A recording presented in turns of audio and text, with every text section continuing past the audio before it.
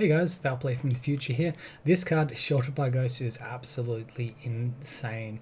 It puts in real work in games 4 and 5 versus Infect and Merfolk, and just it's remarkable what an impact this has had for us as an archetype. Now game 1 I messed up and had my deck list covering the gameplay for the first match, so we'll be re-recording over that one, and let's get into it. Alright, so here we are for this one, and we lost the Direwall roll versus Vras, and we see this hand, unknown opponent, not sure what they're on. They have mulligan to 6, so no Bogle hand. I decided to do the same. Maybe if I was on the play, a Light Pause plus Dried Arbor hand would be more viable, but it just seemed a little bit slow to me on the draw side of things. So then we mulligan, and I see this hand instead at 6, which has Dried Arbor that can be protected by Canopy Cover. And I actually decide to keep this one. Our opponent continues mulliganing and ends up keeping 5, fetches, shocks, and Tome Scour. So we're versing Dredge here. Immediately, Creeping Chill hits the fray, and we're under the pressure. Alright, so our draw for the turn is Lion Umbra, which is a bit of a dead one. So we just have to get that Dried Arbor and go and hope and pray. Opponent, Thunderous Falls, finds the Golgari Thug. And we'll just pull open that graveyard a bit so you can all see it a little bit easier. It's already a little bit slow. We find the Glade Cover Scout, which is such weird, unfortunate sequencing. Throw down the only 1 mana aura of Spider Umbra that we can do. Opponent, end of turn, Otherworldly Gazes, trigger Narcomoeba, trigger Creeping Chill, trigger Prized Amalgam. Now, the Prized Amalgam will enter during their end step, not ours, because that's the wording on the card. And Cathartic Reunion, Big Boy Dredging, the 3rd and 4th Creeping Chill, putting us down to like 6 or something, ridiculously low. Another Narcomoeba and a fat wad of Prized Amalgams and Silver Smelt Ghouls will be entering. So at this point, the only card that can save us is a white mana source for Daybreak Coronet. We do have that reach. We can block the flyers. And unfortunately, we don't get there. We find Hyena Umbra. We play Sheltered by Ghosts that can exile one of these bad boys. However, blocking, no first strike. It's not going to be enough. These two negate. And basically the Scout negates with 2 of these, and then they'll deal 3, 4, 5. So the life gain will happen simultaneously to the life loss in this scenario with lifelink, and our opponent puts us to exactly 0 for the victory. A reminder guys, if you do enjoy the video, please consider subscribing. Alright, so this is basically the opponent's deck. We saw what it does. It loads up their own graveyard, they get lots of creatures back, and they also have Creeping Chill for all of that fun. Their interaction varies from league to league. It looks like, given the fact they don't have green in their deck, Echoing Truth is a bounce effect. And outside of that, they can conflagrate a Light Pause or a Dried Arbor, and it doesn't look like they have too much else for us. One card to watch out for is this flying creature here called Wander. So as long as it's in the graveyard, creatures they control have flying. So if that's in the graveyard, their Prized Amalgam, Silver Smelt Ghouls, etc. will have flying. For sideboarding, Surgical Extraction is very suboptimal versus them compared to a Rest in Peace, which would be much better, or even a Relic of Progenitor, something like that. It's what we're working with though. Currently, just because of how cheap it is to play, being 0 mana, the cards we took out were Strength of the Harvest, Canopy Cover, and a Hyena Umbra. We still want to block our opponent's flying creatures, so things like Griffspoon, Spider Umbra, Lion's Umbra, they make sense to stay in. And yeah, we go on to the next match. Okay, so here we are for match number 2. We see the 7, and it's a little bit light. We only have 1 white mana source in hand. We have 3 creatures. Light Pause is good. Their Alarm Lure is good, but there's no aura backup after that. And Surgical Extraction can be okay, but it can also whiff pretty hard. So I actually decide to mulligan this hand. Alright, we see this hand here, which doesn't have the interaction, still doesn't have the life gain, but in my opinion this is a much more solid hand, and we do decide to keep it, bottoming the Dried Arbor. Opponent mulligans to 5. So we kick things off, we go Wooded Foothills into Temple Garden. This is to conserve as much life as possible, as early as possible. Okay, and we hit another Glade Cover Scout, which is unfortunate. We do go ahead and equip our creature and attack on in. Obviously the first draw has not been super great on a fairly average starting hand. Let's see how the rest of the match plays out. Alright, here our opponent casts Cathartic Reunion and dredges like crazy. And I've been playing the whole game with... Alright, well I've just noticed, I've just pulled up my stream here. Alright, so here we go, Cathartic Reunion, opponent finds the Narcomoeba now.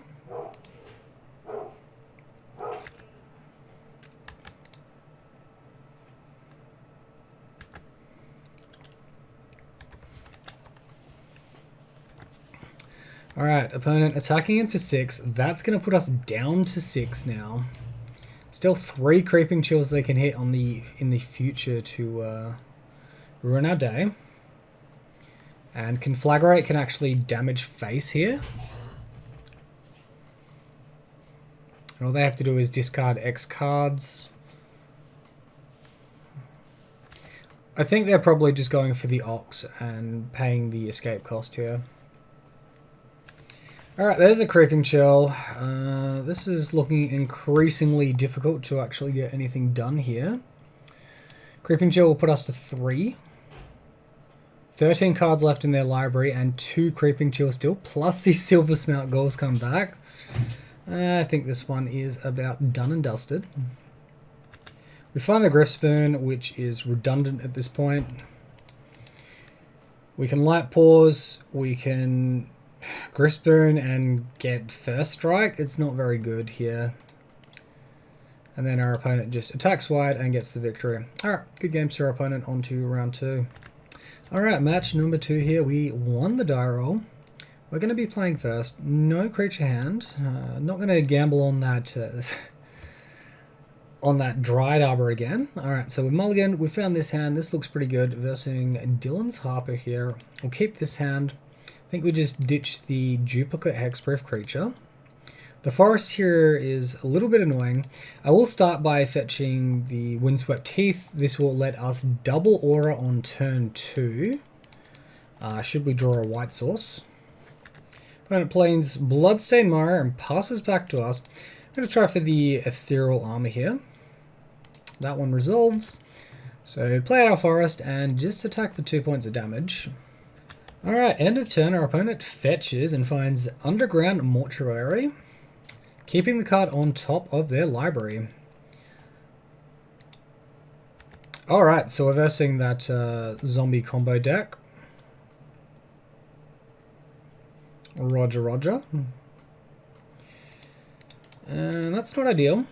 So in this matchup, we're going to just have to try and stay ahead life total wise versus our opponent. Because the point where they combo us out is when they have more life than what we do. So aggression is the best plan forward. And we'll be able to attack for a decent amount of damage here. Flare of Malice, oh god, of course, of course. Alright, we'll concede on that. Alright, so this is our opponent's deck, just learning the name of Golgari Aristocrats. So they use the Matron or Apprentice in conjunction with Warren Soul Trader, and I think it's Codian Nightmare, and they just drain you for a lot of damage.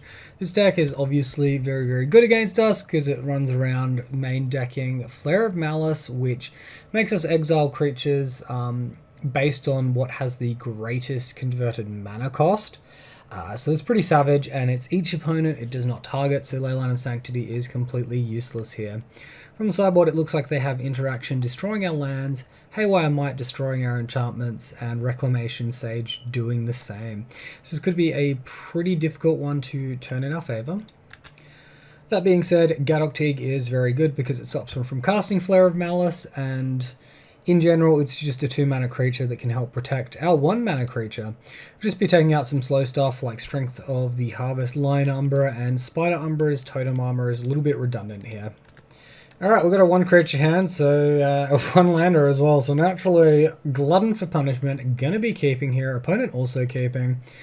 If that doesn't terrify the absolute bejeebers out of you, I don't know what does. So go ahead, Bogle and pass. And turn 1 Stitches Supply from our opponent, Gravecrawler and Unearth into the graveyard. Find a Griffspin off the top. I mean, all of this is pretty frustrating. We needed to hit our land drop and potentially to draw a creature the turn following this one. So I think we've just lost this one off the back of, you know, yeah, Flare of Malice. That didn't take long from our opponent.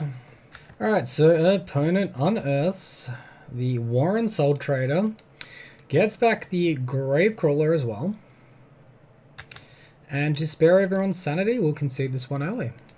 Alright, match number 3, we won the die roll, another unkeepable 7-card hand, and this 6 is also unkeepable because it does not have white mana. Alright, we'll keep this one and ditch land. Hopefully we're not versing a moon variant deck, whether that be blue or red. And opponent plays out Spring Leaf Drum here. Mish's Bobble. Sacks the Mish's Bobble, looking at our top card.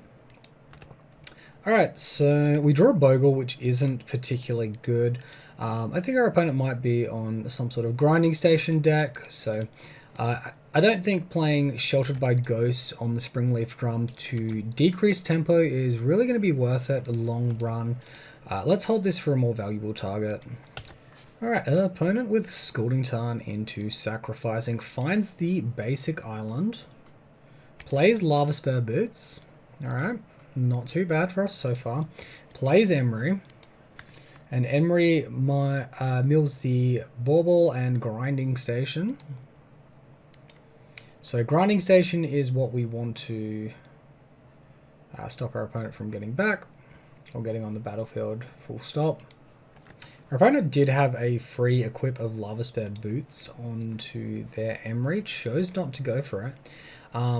So we can choose to either remove Emery here or remove the Grinding Station afterwards. I think I'm just going to opt for the best thing tempo-wise for us, which is removing the Emery and assuming that's their only route to Grinding Station, or just hoping. This is also nice because it disables the Spring Leaf Drum for a turn, and that only makes us happy. We're really happy about that. Alright, so our opponent plays this Kitsa. And what are we doing here? Equipping the Lava Spur Boots this time. Has the Ward Wand. This card has the ability to copy instant or sorcery spells and choosing new targets for the copy, but only if Kitsa's power and toughness is 3 or greater. And we draw a little bit of a blank there. Let's go ahead and search out that basic plains. We'll now cycle the Horizon Canopy and hope to hit a 1 mana aura. Unfortunately, we don't hit it. And here I'm just going to attack our opponent for 4 damage. And sequencing of the third Bogle does not really matter. Alright, Urza's Saga now for our opponent. 4 cards in hand. And here's Underworld Breach. So they can get back some Mish's Baubles for free. They can also get a Grinding Station back as well. So they do play Grinding Station, escaped from the graveyard. Yep, and our opponent's going to attempt to go off here. Tamio in the graveyard as well. So mostly they just get these eggs at 0 mana back at this point, I believe. Of course, they have the potential to find a card like Mox Amber, and that will tap for mana versus their legendary creature, so that's how they go infinite in a spot like this. Alright, so here our opponent is going infinite. The Grinding Station untaps every time they play an artifact. The Mox Amber, Mish's Bobble come in for free, so they get unlimited triggers with the Underworld Breach. And then they look for a Thassa's Oracle win condition, so we'll concede this one. Alright, here we can see an example of the opponent's Underworld Breach list. We can see a few legendary creatures that work quite well with the Mox Amber, right? The Underworld, Breech, and the Grinding Station are the important cards there. And in the sideboard we can see Consigned Memory that counters triggered abilities as far as our deck is concerned. Fell Snare that counters mana cost of 2, and Whoop Flare that will wipe the board of low toughness creatures. Alright, so as far as sideboarding is concerned, Surgical Extraction will be quite good at removing something from their graveyard permanently. Force of Vigor will give us that instant speed interaction that we know and love. I think Exercise being sorcery speed here is probably a little bit too weak. And as far as cards to take out, maybe we'll just take out this slower end here and rely on our like smaller 1 mana drops to carry us there.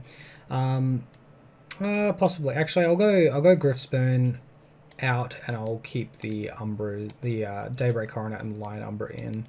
It's probably a little bit better threat density wise and damage aura wise, even though mana is inefficient. Alright, so we find a Dryad Arbor here. This hand is absolutely woeful. What I wouldn't give to keep a strong 7 card hand, it just seems impossible at the moment. This hand seems good, even though it's got Dryad Arbor as the only creature. And we're going to see where it goes. Alright, so our opponent goes turn 1 Tamiyo here. We're going to sack this, get the Dryad Arbor. And we find another Sheltered by Ghosts. So this puts us in a little bit of a funny spot. I think we just want to be aggressive and hope to draw a land and then interact with our opponent next turn. Let's just go for this. Hopefully we don't just get comboed out on turn 2, but that doesn't seem outrageously likely given no cards in the graveyard.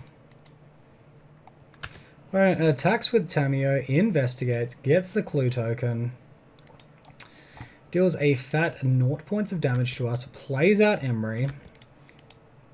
With Emery, bricks on Emery. We find Light Paws off the top. Goodness gracious, what is this nonsense?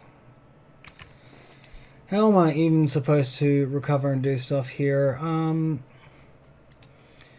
I think we awkwardly pivot to Light Paws and hope that Sheltered by Ghosts into Daybreak Coronet attack is good. It doesn't look great for us. Alright, Emery goes ahead and returns a Springleaf Drum here. Finds the Grinding Station, plays the Grinding Station. And now we can Sheltered by Ghosts. Alright, so we'll go ahead, put the ward down on our Light Paws, Sheltered by Ghosts, remove the Grinding Station. Remove that one. And it might be a little bit safer to get Lion Umbra, so if they remove Sheltered by Ghost, it doesn't just fall off automatically. Let's go ahead now and attack for 6.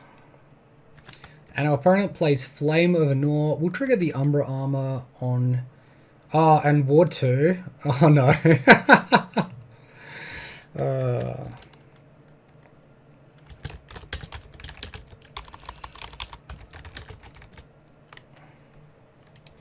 In sideboarding here, we're not going to change anything. Let's just run it back. And in this one, we've got a Surgical Extraction, 1 mana, and the ability, if we hit our 2nd mana on curve, to turn 3 a Daybreak Coronet into... turn 3 a Daybreak Coronet into... Well, we have to get 2 lands in a row to do that, into the Sheltered by Ghost. So we're not going to do that one. We're going to mulligan it. We're going to keep this one. Ditch the Glade Cover Scout. Alright, let's go with that. Alright, so our opponent turn 1 on the Tamiyo. And, alright, and we find our Windswept Heath. Let's go ahead and crack that one immediately. Really hope we don't run into like a Blood Moon here. That would be pretty woeful for us. Our opponent attacks with the Tamiyo, gets the Investigate on the attack trigger. No need to block this one at all. It just seems like we're going to try and die randomly for no reason if we do that. So here comes the Thundering Falls with the Surveil. And we find Lion Umbra off the top. No good sheltered by ghost targets currently. We can't Lion Umbra until our creature is modified. I think that means... this is an awkward one. If we sheltered by ghosts here, we can Lion Umbra next turn and have a fairly big creature attacking, and then it would be a Force of Vigor on Rancor, getting rid of Grinding Station into the Surgical Extraction. I think that's oddly enough our best line, even though it doesn't seem like normally that would be using Sheltered by Ghost optimally here. Alright, our opponent plays out Kitzer, and we're okay with that one. We find Ethereal Armor off the top. The trample damage could actually be clutch for us winning this game quicker than what we otherwise would. So I think I'm going to pivot away from Lion Umbra, even though Lion Umbra plus Ethereal Armor is more damage than Ethereal Armor plus Rancor. We'll just play this one this way. So we get that trample damage, and so our opponent can't just chump block us several turns in a row. Alright, so our opponent is now on 8 life. And, you know, pretty much one attack away from dead, assuming no blocks. So theoretically, they go for it this turn if they have it. Wow, and our opponent is passing the turn to us. So we have a chance to potentially win here. I think we just play this one slow. I could potentially fetch Windswept Heath and cycle the Horizon Canopy looking for 1 mana Aura. I think I'm just attacking here and seeing what my opponent does. Target player draws 2 cards. If you control a wizard, you can do 2 instead, and this creature is a wizard. So is he just... what were the targets for? Just says he drew 2 cards with Flame of Nor, and it doesn't look like he did anything else. Gets the prowess for an extra point of toughness. Now he's drawing a card, then discarding a card. Discards Grinding Station. Alright, so at this point our opponent is actually tapped out, and we can just Surgical Extraction away the Grinding Station. So let's go ahead and do that. Taking 1 out of hand as well. Oh, sorry, that's his graveyard, not his hand. Taking 1 out of hand as well, 1 out of library, and that one there. We'll do our clicks correctly. Alright, there's that one, and now we can second main this. And we shouldn't need the Force of Vigor anymore. We're just getting this Lion Umbra in underneath counter magic. We should have the attack for victory next turn. Opponent concedes. Alright, here we are for match number 4. We lost the die roll. This hand with 1 Rancor looks pretty weak, so let's mulligan it and look for something more aggressive. And this one looks pretty nice. I think we throw back the Griff Spoon, or maybe it's the... yeah, let's throw back the Griff Spoon. In case we're versing a Edict type deck, having the Light Paws could be absolutely necessary. Opponent on Nurturing Peatland straight off. Infect? Oh my goodness, that is disgusting.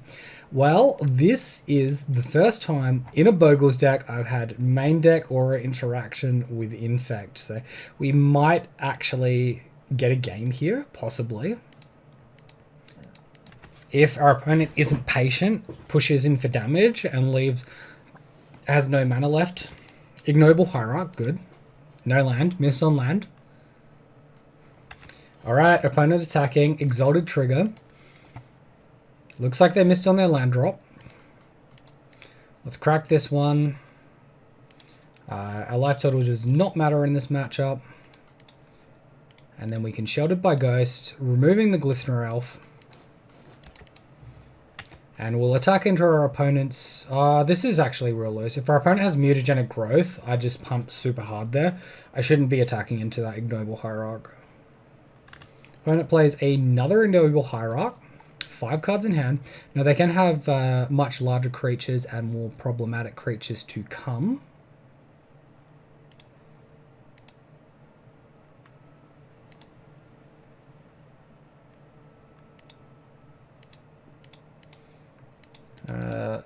My clicks are being a bit funny there. We'll Daybreak Coronet now. Attack for a lot. Now this attack seems less likely to go astray because cards like Might of Old Crozer only give +4 at sorcery speed. We didn't get blown out by mutagenic growth last turn, and Scale Up is also sorcery speed. So that attack with Daybreak Coronet, the 4 toughness, the 5 power and first strike, fine. And our opponent concedes the match and we scrape through on that one. Alright, so this is what the Infect deck is looking like these days. They've moved away from blue and towards black because Phyrexian Crusader is just so good into cards like Leyline of Binding and also Galvanic Blast as well. Or not Galvanic Blast, whatever the Energy Lightning Bolt card is. Alright, so their deck has Venerated Rock Priest to continue to do things. They have their pump, they have their protection in form of... Where's their protection gone? Hello? Royal Treatment, I guess, is the only one this one's got. Normally they have Vines of Vastwood and there's the Blossoming Defense as well. They have interaction in form of Force of Vigor, in form of Thoughtseize Discard, and potentially Fatal Push against our Light Paws as well. In this matchup, we're definitely going to want our creature removal here. The Savage Swipe isn't great because the creatures do fight, which means that the Infect is going to potentially weaken our creature down, and obviously that's not the most ideal thing in the world. So Strength of the Harvest and Canopy Cover are easy sideboard out in my opinion. Lion Number is actually going to be really good at blocking Blighted Agents and Plague Stingers. So sideboards out from here are actually a little bit weird. Might be Light Paws and maybe like one Hyena Umbra. This seems like a weird spot to be in. I don't think we want to go completely down on Light Paws. Alright, so this is a bit of a funny hand. Opponent begins with 7. I think we keep the 7 as well. 4/4 Vigilance, sorry, 5/5 Vigilance. Any auras off top or like fight interaction, we're probably in a pretty happy place. They don't have the potential to have perfect unblockable either, which is an potential advantage to us. I'm going to lead on the Horizon Canopy here. If we draw a white 1-mana aura, we'll want a double aura next turn. Opponent with the Venerated Rock Priest attacks with the Glistener Elf. I can't see myself blocking in this spot. No pump effects from our opponent. We find a Daybreak Coronet off the top. Puts us at a funny spot here. Let's Glade Cover Scout. We'll attack into the Venerated Rock Priest and we'll post-combat a Slippery Bogle. And I still don't think our life total matters, so I will play out the Horizon Canopy here to have more mana selection for future turns. Opponent has a second Venerated Rock Priest here, attacking with the Glistener Elf, attacking with the Venerated Rock Priest. We're going to go ahead and block the Glistener Elf here and make our opponent start wasting pump spells to save it. So Blossoming Defense our opponent does indeed have. Plays it on their creature. We get Toxic counters from the Venerated Rock Priest. And another Daybreak Coronet off the top. Alright, well, let's go ahead and play out our Lion Umbra here. It's essentially the same as Daybreak Coronet in this matchup, so we'll get in that, we'll attack. We'll have to see if we're actually in a position to block the Elf next turn. Might get real dicey. Force of Vigor before we attack, alright. I think we're just a loss there. What did they exile with the Force of Vigor? Terra Sunder as well? Gross. What's our route to victory here now that we have no auras? I think we just block, hope they don't have any pump spell, and then hope we rip a creature before they rip a creature. Alright. Overprotect. Target creature you can control gets 3/3 trample, hexproof, indestructible until end of turn. Alright, we'll concede to that one. There was very low chances of us winning that match post Force of Vigor, so I played to a line where if our opponent did not have pump effect, that we'd actually have a chance. Alright, what's Strength of the Harvest doing back in the deck here? That seems a bit weird. It looks like it's unsideboarded for me. I restarted client. On the play, I'm going to leave in the Light Paws here. I'm actually going to take out 2 Daybreak Coronets and leave the Lion Umbras in. The Lion Umbra doesn't fall off versus Force of Vigor if the other enchantments are removed, where Daybreak Coronet will, and the life gain isn't that important here. So seems like a pretty solid idea to me. Go ahead and keep this hand. We have one way to interact with our opponent on the Sheltered by Ghost, plus a capable Bogle hand. Our opponent has mulligan to 6. We'll kick things off with a Glade Cover Scout. And our opponent, turn 1's the Glistener Elf. I'm happy to see that. Sheltered by Ghosts. Boom. Attack for 2. Happy days for us. Now our opponent has played the Inkmoth Nexus. Let's go ahead and... Whoops, pardon me. I am casting the wrong aura there. Alright, let's go ahead and suit our guy up. Alright, I'm happy attacking here. Maybe I shouldn't. So I think we take the attack here, but it is really bad if our opponent has Force of Vigor plus blocks with Inkmoth Nexus. It looks like it's just Terra Sonda, removing the Ethereal Armor, and actually I'm very happy that that's all our opponent had. From next turn we can hold up Besage You, and just like do a smaller attack if it looks like our opponent is going to block us. Second Inkmoth Nexus from our opponent. Animates the first one.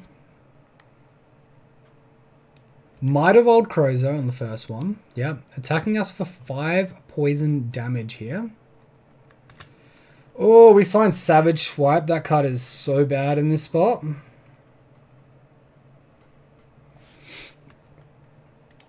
Well, we can't really hold up Besage You and block at the same time, so let's go ahead and attack the 3. Hold up Besage You in response to a pump effect from our opponent, and hope that we don't just lose? Question mark. Opponent finds another forest, animates, 3 cards in hand, attacks.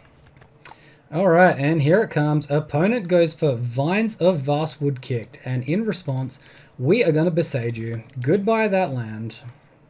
Opponent will get a land in response though. Gets to Surveil now. We see Phyrexian Crusader surveilled to the graveyard. I guess they've only got 1 black mana in hand, so that makes semi-sense. I'm going to sack this one. Not helpful. I don't think we can realistically hold up blocks here and hope to win the match, so I'm going to attack and hope that they're out of gas pump spell wise. Animate. It looks like they might just have it. We'll see how they sequence here. They draw a card with Nurturing Peat in the main phase. Alright. Looking for Mitre of Old Crozer, something similar. Attacking with the Infect. Alright, and we're still alive currently. Our turn. We cycle the Horizon Canopy. Oh, we blank again? You gotta be kidding me, man. Alright, we put our opponent to 2. Who's gonna get there? Opponent finds the swamp. Animates the Inkmoth Nexus. Alright, that swamp had to have been drawn for turn, surely. Oh no, no, no, don't do it. Overprotect. Oh, our opponent wins. Exactly lethal. Alright, GG's opponent. That one was unlucky, but we went absolutely toe-to-toe with our opponent, and that's all thanks to the power of Sheltered by Ghosts. Alright, welcome back to match number 5 here. We lost the die roll. This hand looks good apart from the fact it's got no hexproof creature. I'm going to mulligan this one, look for something a little bit stronger. This looks good, we'll keep it, ditch. The Lush Portico coming to play tapped could be frustrating for us though. Looks like we're versing Merfolk. Alright, what does that mean? Land drop? Land drop is good. Opponent missed out on the Ether Vial 2, which surely has to be good for us. Cavern of Souls on Merfolk. And we're attacking with the Dockhand. Looks like we're tapping down the Razor Verge Thicket instead. Well, they don't have instant speed creature here. Let's go ahead and Lush Portico. I'm going to put this card into our graveyard. I'm going to now attack our opponent for 1. So the main thing we want to do here is dodge Harbinger of the Seas. With my Surveil on the Lush Portico, I was looking specifically for fetch or basic lands to help us continue the game in that situation. And Harbinger of Seas. What a difference being on the play makes for our opponent. Oh, gross. What can we do here? Hopefully, we hit white mana. We're sheltered by ghosts and remove the Harbinger of Seas. Alright, our opponent is attacking for 3 points of damage. We find the forest, I guess. Now, we can't really attack here because Verdalian Hexcatcher is a card. They can flash it in, and that spells bad stuff for us, so we'll just chill. There's the Hexcatcher. We avoided complete catastrophe, I suppose. Although this card can now sack Merfolks to counter unless we pay 1. So fortunately we have a bit of mana. We just have to top deck this Plains. And we're also getting to a point where we can almost block Harbinger of the Seas. Maybe, just maybe. Rishadan Dockhand. Yeah, you scoundrel. We find another sheltered by ghosts. Alright, so it looks like our opponent's going to edge this one on us. All our lands are islands, so we can't actually block our opponent. Taps down this one.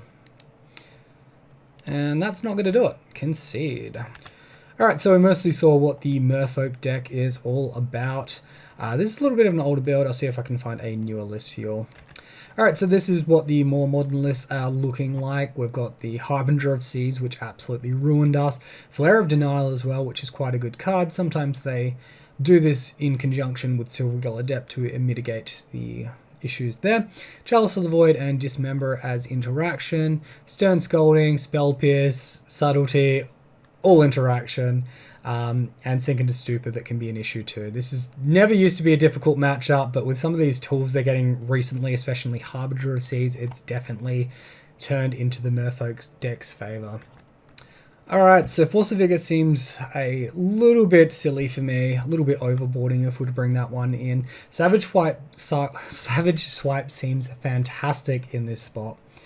And I might actually make an adjustment to the sideboard. I was going to remove Griff Spoon, but that's a dyssynergy with Savage Swipe. So let's remove this. Remove this.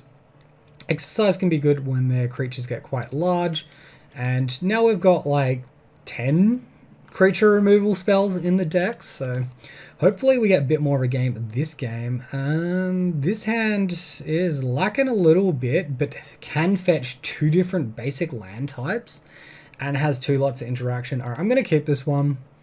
I wouldn't normally keep a hand like this, but given the basic lands, given the interaction, I think it's actually quite reasonable. Our opponent has mulligan to 6, and I'm fine slow rolling on these basic land drops.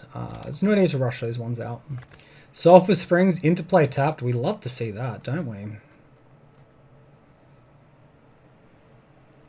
Find a Hyena Umbra here. We'll cast the Hyena Umbra and we'll attack for 2. Opponent plays Silvergill Adept, revealing Master of the Pearl Trident. Okay.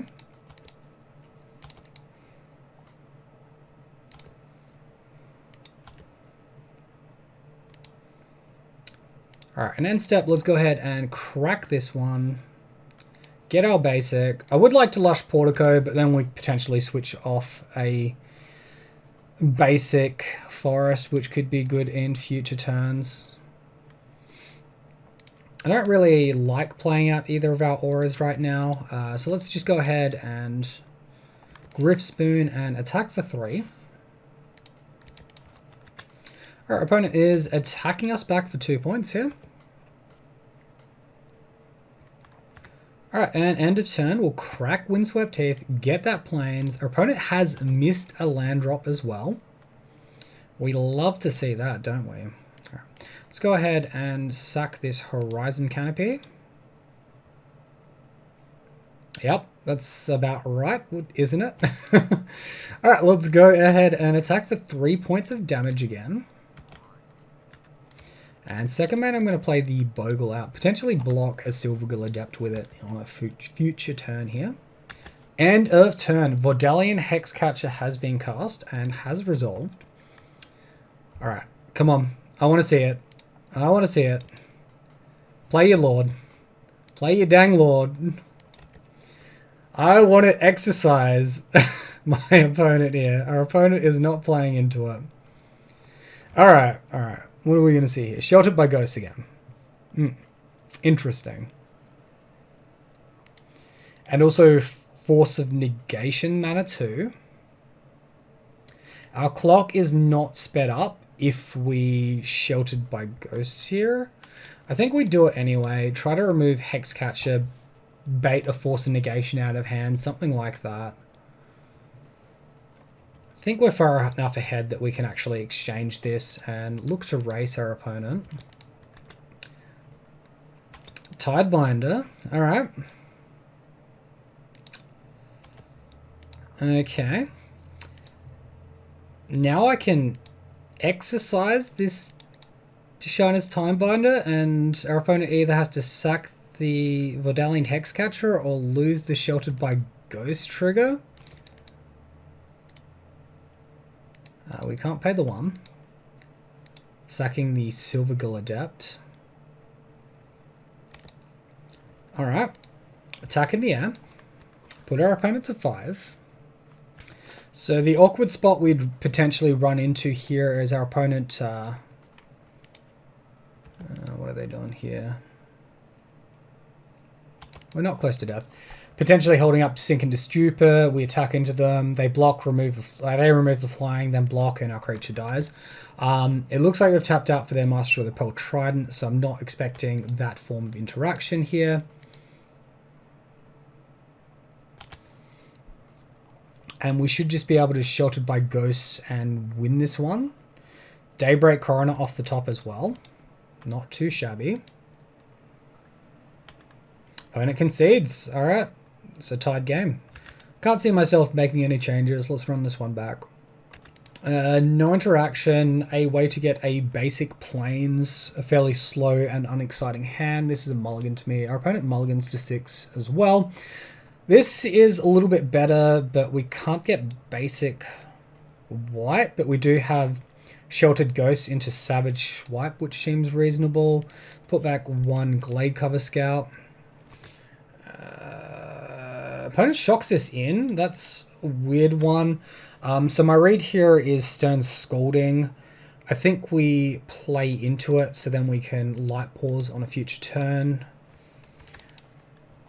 So Light Pause next turn, and then we can Savage Swipe, fight a Harbinger or something like that, if that's where our opponent does. What are they doing? Holding up Hexcatcher now? Surely... I think it's just Hexcatcher, and we're just lucky to have the second creature. That being said, they can Sink into Stupor, the Light Pause. Another Stern Scolding? You gotta be kidding me. Alright. Well, we made a big mistake on our mulligan scry to the bottom, didn't we? Silvergill Adept, revealing Hexcatcher. Alright, come on. We gotta find a creature now. Come on, deck. Let's do it. Let's do it. Let's do it. Disappointing. 4 cards in hand for our opponent. We got our basics sorted, right? An opponent missed on land drop, so you know their hand is just full of gas. Did they miss on land drop again? Spreading Seas? Opponent, no. What are you doing that for? Don't like that at all. Aether Vial. Glade Cover Scout off the top. Alright, so what are we going to do here? We're going to Temple Garden. If our opponent bounces the Sheltered by Ghosts, which we've put on Flare of Denial, come on, opponent. Calm it down for just a dang minute, really? Oh my god. We run into this weird thing where Sheltered by Ghosts bounce, they get an extra card draw. Spreading Seas re-entering, which Doesn't seem ideal to me, and we draw Savage Swipe, which does not remove the Spreading Seas. Exercise would. Vidalian Hexcatcher again. When it plays out the Mutavault, ticks up the Aether Vial, attacks us for 1. We're on 14. Looking for a Light Pause, looking for a Scout. We find the Scout. Let's play the Scout. 4th time's a charm. 4th time's a charm. Let's go. We resolve the Hyena Umbra 2, which is fantastic for us. End of turn. Opponent. Aether Vials. Brings in a second Hexcatcher. 1 card in hand. Alright. Animates Mutavault. Attacks all out. 8 damage. If we block here, we're potentially blown out by a Lord. We take 8, we go to 6. We can recover that. Alright, I'm not going to block. A little bit of a wuss play, but we straight up lose the game where we potentially don't if we stay in this one. Vordalian Hexcatcher number 3. We go to 3 life. Still no Island Walk for our opponent.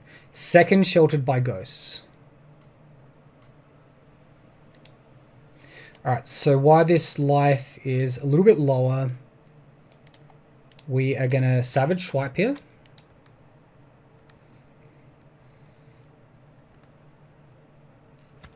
Our opponent sacks to counter unless we pay 1. We're not going to play into that. Nope. And now we're going to shelter by Ghost here, so our opponent's going to have to lose another creature too. Opponent sacks another creature. Alright, so now we hold up chump blocks, and we're on a very precarious life total. Aether Vial stays on 2, opponent 1 card in hand, draws the second, animates the Mutavault. Attacks with both. I think this is a mistake. Okay. Attacks with 1. We will chump block because we have to. We trigger our Totem Armor. Now we can start fighting off this Vordalian Hexcatcher over here. We find the Light Pause. Light Pause is a little bit slow.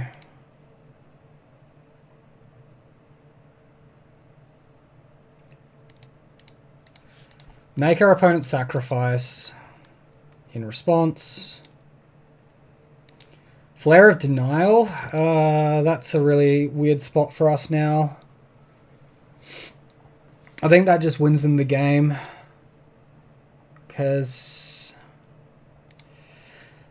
the only point it doesn't win them the game is if Spreading Seas counts as my enchantment and our creature is a 3/3. I think it's still controlled by our opponent though. Yeah, that's a rough one. That was so close. If we hit a land drop instead, we would have still been in this game instead of the Light Pause. Now we need our opponent to misplay into the first strike. They don't. We have to chump block. We have to then Light Pause, Savage Swipe, remove the Vordalian Hexcatcher. Harbinger of the Seas. Oh, that's savage, man. That is so savage.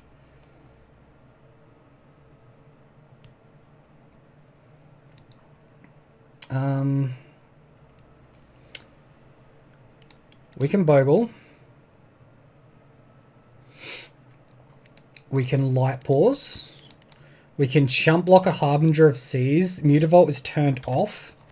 We can Savage Swipe. We have to trade with the Harbinger of Seas. Unlock Savage Swipe. Harbinger of Seas has 3 power. God, I forgot that. What do we do here? Draw into Sheltered by Ghost on the Light Pause. I think that's our best route to victory. So we'll chump block here. Oh, we find Exercise, and that's just not quite good enough. We can exercise the Spreading Seas, remove the Harbinger of Seas. Mutavault's then a problem. Alright, so the continuation is exercise Spreading Seas. Remove the Hexcatcher with the Savage Swipe. Opponent has Force of Negation. I think that's us locked to a loss now. I think... Damn, why couldn't they just draw a mana? That's so frustrating. Alright, here's the attacks. Maybe our opponent sacrifices this for some weird reason and Harbinger of the Seas goes to the bin. We're just at a loss. So we'll see our next card and then concede. So at this point, Savage Swipe worse than Path to Exile. You heard it here first. Yeah, we lose that one. And that goes to a 1-4 league. Alright, so that was unnecessarily savage. Pun intended, right? Yeah, pun intended. I feel like we're a bit unlucky. Drawn against that Flare of Malice opponent. Like, that's just an automatic loss for us. We actually went toe-to-toe with both Infect and Merfolk. And I think that's actually an accomplishment for us in the deck and where things are placed at the moment. So I'm really pleased about that one. Exercise, we saw how it can be awkward in that matchup. We weren't able to remove an opponent's creature that had 3 power. We had to go for the enchantment instead. And it didn't matter because they had the Force of Negation. The Savage Swipe seemed okay, but is also an awkward card because if your creature doesn't have 2 power, then you lose a lot of value. That being said, having a potential green removal spell when you've got 6 fetch lands and the forest in Harbinger of Seas matchup is actually reasonable in my opinion. And versing Dredge, I mean, God, why are we versing the graveyard decks which are not completely destroyed by surgical extraction? I don't know what's going on there, but we had pretty dodgy slow hands anyway. So I think I'm pretty happy with the main deck. The sideboard felt a little better than what it had in the previous league. Flare of Malice is still just absolutely savage for us, so I'm not sure what we can do about that one. Unless we're building completely differently with the 4 Audacity, the 4 Sentinel's Eyes, and then we just lose access to things like Lion and Umbra, Canopy Cover, maybe even Griff Spoon as well, because Sheltered by Ghosts is too good to just come out of the deck, right? Alright, so that's it for today's league, guys. I hope you enjoyed it. Be sure to let me know what you thought in the comment section below. Until next time, have a wonderful day, and I'll see you then.